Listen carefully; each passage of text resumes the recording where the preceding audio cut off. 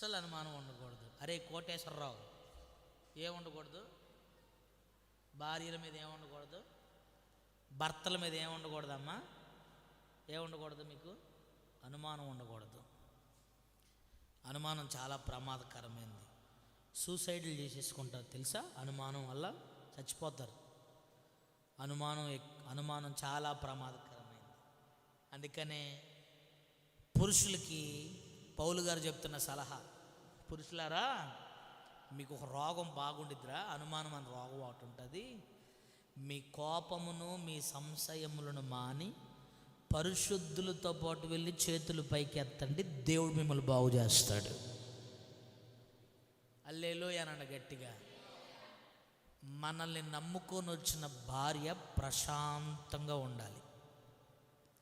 చిన్నప్పుడు